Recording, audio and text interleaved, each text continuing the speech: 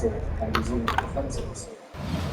In his view, forces have pledged to promptly take all measures to strengthen their defenses on the threatened lines and advance wherever possible. So this is the latest on the crash that apparently claimed the life of Wagner chief Yevgeny Prigozhin. And the details are still scanty. The information will be gathered and we'll be telling you all the latest updates. The Belarusian President Alexander Lukashenko is the latest one to weigh in on the different theories on the death of the Wagner chief Yevgeny Prigozhin in a plane crash northwest of Moscow. Conspiracy theories are going around all over, and some of them are pointing the fingers directly at the Kremlin. However, Moscow has denied all allegations and has called the theories of an attempted assassination as absolute lies. The Belarusian president has said that he warned the Wagner chief about possible threats to his life. Alexander Lukashenko further added that he'd insisted that the Wagner fighters should remain in Belarus. And Putin's longtime ally had said that the Russian president is unlikely to be behind Prigozhin's death. It was Alexander Lukashenko who struck a deal after an attempted mutiny. Back then, the president had vowed to quash the mutiny, but later, as part of the deal that was struck with Putin's ally, Belarusian President Alexander Lukashenko, the Wagner chief and his mercenaries had shifted their base to Belarus. The Belarusian president said that he had persuaded the Russian President Vladimir Putin not to wipe out the mercenary group. So what do you know so far about this plane crash? The plane that was bound for St. Petersburg crashed on Wednesday in the northwest of the Russian capital. It was carrying 7 passengers on board and 3 crew members and crashed in Russia's western Tver region. The plane stopped transmitting tracking signals after reaching an altitude of about 28,000 feet. After being in air for about 30 minutes, the plane suddenly burst in flames and then dropped out of the sky. So the plane started to fall. It broke apart in pieces, which fell nearly 2 kilometers from the village of Kuzinkinko. Russian media has said that all 10 bodies were now being recovered. The locals of the spot were lit out a black cloud of eyewitnesses described the situation as something like a bang and a shot before the plane came crashing down. But it is still not clear to what the plane suddenly falling out of the sky. The investigations into the crash are still ongoing, and experts say that in aircraft such as this one, there is not sufficient to drop out of the sky without something very unusual happening. It could either be the result of an explosion inside or outside, or it could be the result of this aircraft being hit by a missile. Some media reports have highlighted the plane fall looked like it had only had one wing while it was falling.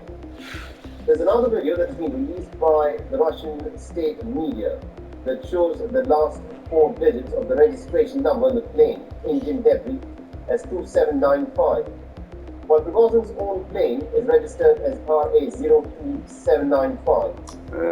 The Wagner-linked Telegram channel Grey Zone has reported that the jet was shot down by the Russian military, but it has provided no evidence to back its claim.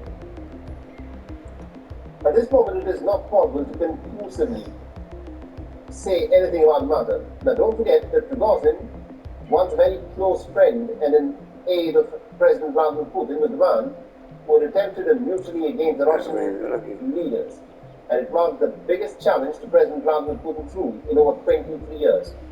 And now, in the words of Putin himself, Prigozhin was a very talented man who also had committed mistakes.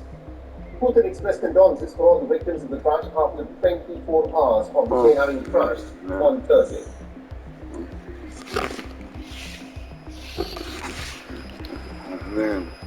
Stelt u zich eens voor dat u het hele jaar door kunt genieten van uw tuin. Het kan met de glasschuiven van Gameloft. Bij Gameloft bieden we de beste prijskwaliteit van Nederland en garanderen we een snelle levering. Kies voor de koning van de glasschuiven en maak ook uw tuin compleet.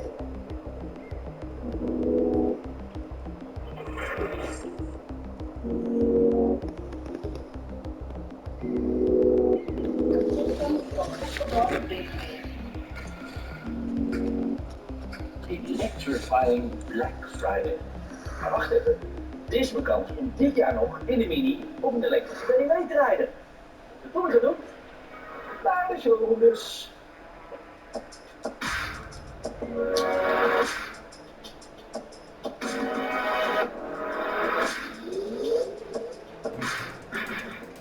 jij nou dit jaar nog in een nieuwe Mini of BMW rijden? Goed nieuws, want Düsseldorf viert namelijk Electrifying Black Friday.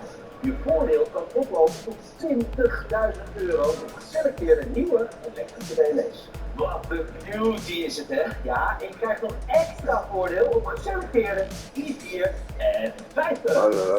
Oh ja, en dan nog wat. Wil jij nou dat kartgevoel hebben? Dan hebben we ook nog de elektrische Mini. Ja. En je krijgt ook nog €11.000 voordeel op een elektrische Mini.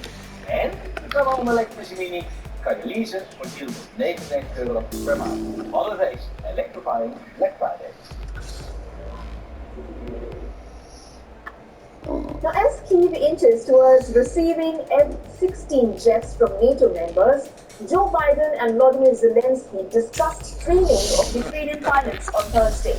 Ukraine is struggling to counter Russian air and artillery superiority, and the fighter jets would offer improved capability to destroy Russian targets.